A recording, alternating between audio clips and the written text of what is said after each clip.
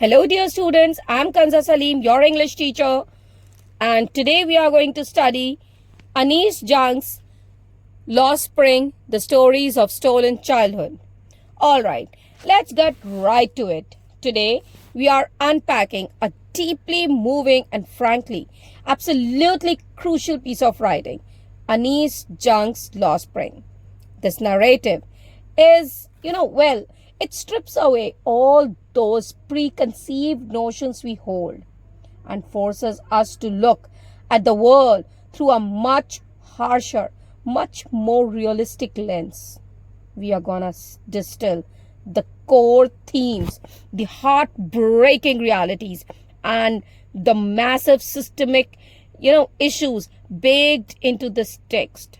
It's a real eye-opening journey. So let's dive right in. Okay, let's dive into this with a question that seems pretty simple on the surface. What does childhood really look like? Just take a second. Think about the imagery that instantly pops into your head. For most of us, childhood is heavily romanticized. We picked our toys, laughter, innocence, boundless dreams about the future. It's supposed to be the fiercely protected period of life, right? But as we explore the reality presented by Anis Jung, we are forced to confront a completely different picture. For millions of kids, the very concept of a care of youth, it simply doesn't exist. Instead of laughter and play, their earliest years are defined by extreme poverty and just a daily grinding struggle for pure survival. But we meet the actual individuals in this narrative. We really need to understand the metaphor at the heart of our explainer, the term lost spring. It's intensely symbolic. Think about what the season of spring represents, both in literature and in our lives. It's the season of youth, of blooming, of hope, of vibrant new beginnings. So, when Anis Jung, she gives the title, her hair, Lost Spring, she is defining a literal tragedy. She is talking about the theft of youth. For the children we are about to meet, their childhood doesn't bloom. It withers. It fades before it ever really has a chance to begin. And it's entirely due to the crushing weight of extreme poverty. To truly grasp this, we are stepping into Act 1.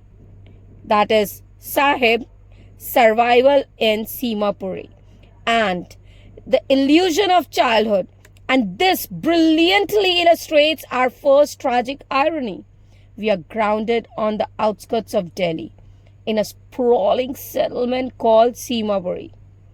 It's a place completely devoid of basic amenities.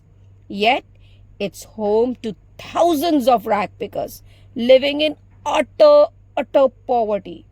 And it's right here we meet a young boy named Sahib Alam. Now, that name literally translates to Lord of the Universe. It's this grand, powerful name of looking authority and massive wealth. But the reality of this Lord of the Universe is spending every single morning scrounging through towering heaps of garbage just to survive. Well, the harsh truth of this daily existence is just absolutely crushing. It hits the nail on the head when it comes to the stolen potential at the core of Lost Spring. To really understand Sahib's mindset, we have to completely reframe how we view the world. For you and me, a garbage dump is just, it's a waste. But for Sahib, garbage is literal gold. It's his only means of survival. You see, Sahib's family, migrants from Bangladesh, and like the roughly 10,000 other rag pickers living in Simapuri, they are trapped in absolute dissolution. When you are living on those extreme margins, abstract concepts like national identity or personal fulfillment, they don't matter at all. Food and survival eclipse absolutely everything else. Finding a straight coin or just usable scrap in the trash is a literal goal to a starving child, which brings us to this incredibly poignant quote when the author asks Sahib why he doesn't go to school. He just casually replies, "There's no school in my neighborhood." It's just a matter of fact statement for him. The author then jokingly promises to open one, and Sahib's innocent eyes literally light up. He actually believes her, but of course, the promise is entirely empty.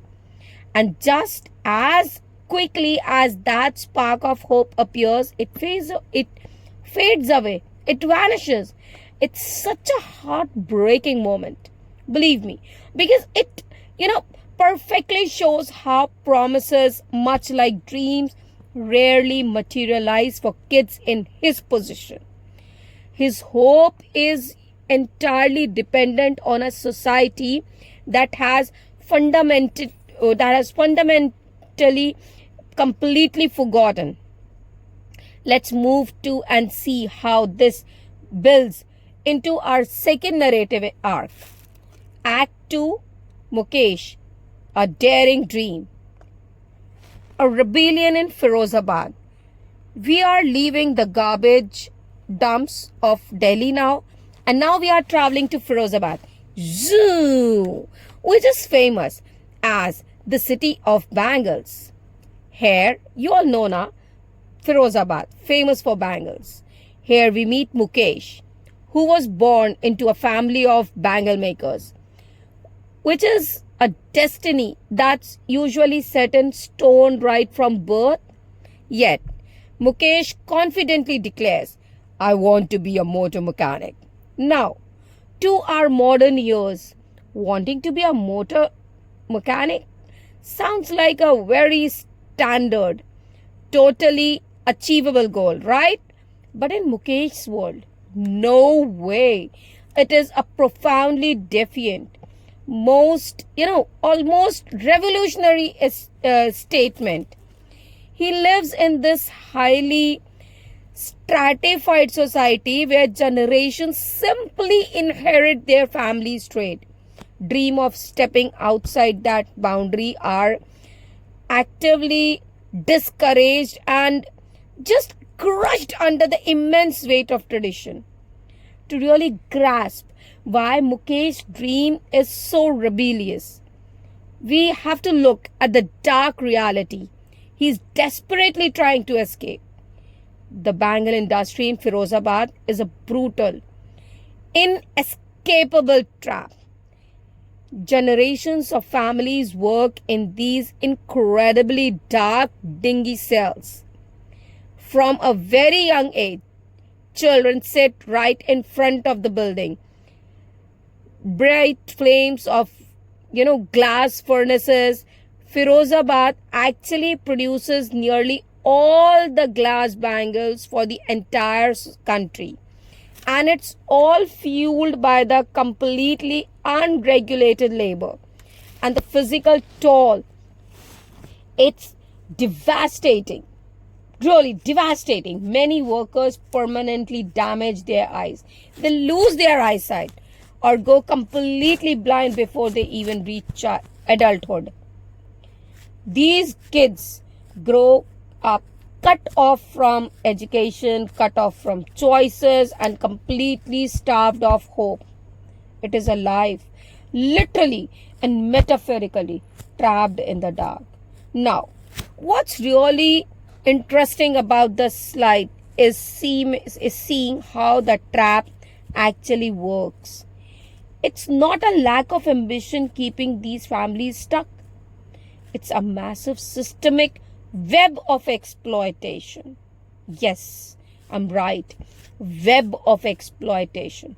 Step 1. It begins with a suffocating tradition that dictates you absolutely must do what your parents did. Step 2.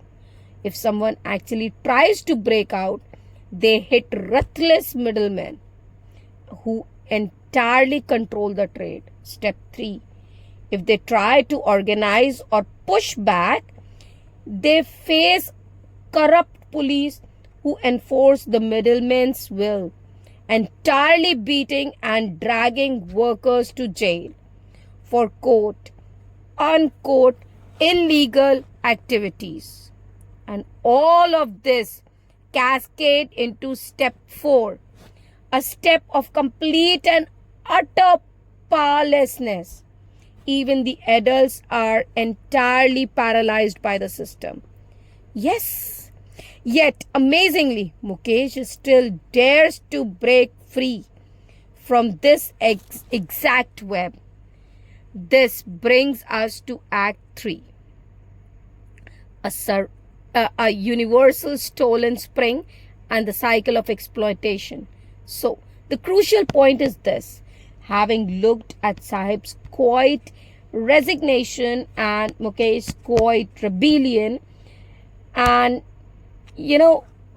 this, first of all, we see the stark reality of child labor, where the basic human right to study is replaced by the sheer necessity of forced, dangerous work. Second, there is this deep, entrenched cycle of poverty and exploitation kept in constant motion by tradition and corrupt power structures. Third, the literal loss of childhood, that playful innocence we talked about at the very beginning. It's entirely replaced by heavy adult responsibilities. And finally, the universal tension of hope versus reality. It's the heartbreaking struggle between what a child naturally desires and the harsh, unforgiving destiny society has handed them.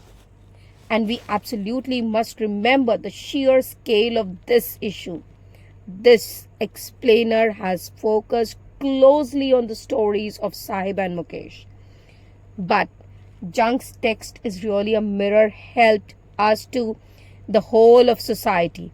There are millions and millions of stolen childhoods out there. Millions of kids whose personal spring has been permanently erased, or you can say crushed.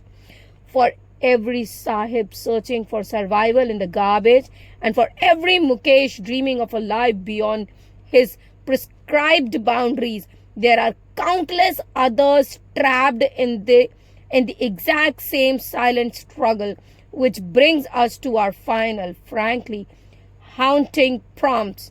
What are we doing enough? Huh. Here, Anis Jung pointing a finger at our collective, complicity. Because as long as there is a child still searching for a gold in a garbage dump, or another risking their eyesight in a dark furnace while just daring to dream of a better life, the answer is clearly no. Absolutely no. I want you to really reflect on this as we wrap up today's explainer. Thank you so very much for joining me. And I hope this deeper understanding of lost spring stays with you for a long time. Take care. Bye-bye. Bye-bye. Ta-ta.